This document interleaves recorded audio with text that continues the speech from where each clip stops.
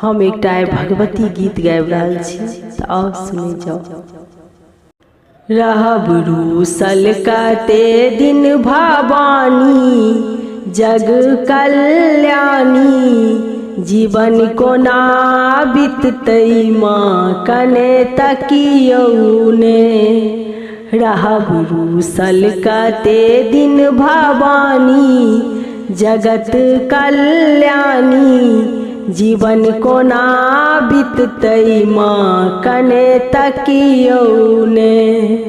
हम जीवन अकार्थक बीतेलहुँ, ध्यान कखनो अहाँ पर ने देलहुँ। हम जीवन अकार्थक बीतेलहुँ, ध्यान कखनो अहाँ पर ने देलहुँ। बीतल मंगने में हमर जिंदगानी, दुख के कहानी आन के सुनतै माँ कने तकियौ ने। रहब रूसल कते दिन भवानी हे जग कल्याणी, जीवन कोना बीततै माँ कने तकियौ ने। हम दोषी अधर्मी अज्ञानी, एक आशा अहीं पर भवानी। हम दोषी अधर्मी अज्ञानी, एक आशा अहीं पर भवानी। कहू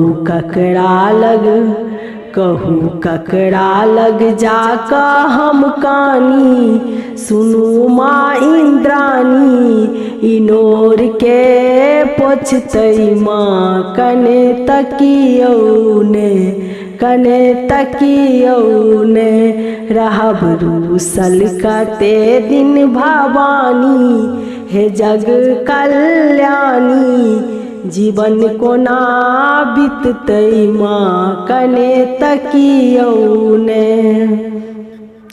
हम पुत्र अहीं के छी माता, सबसे बढ़ के छै जननी ई नाता। हम बेटी अहाँ के छी माता, सबसे बढ़ के छै जननी ई नाता।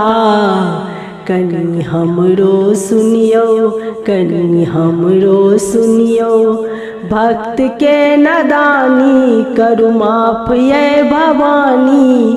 दुलार के करतै माँ कने तकियौ ने। रहब रूसल कते दिन भवानी हे जग कल्याणी, जीवन कोना बीततै माँ कने तकियौ ने, कने तकियौ ने।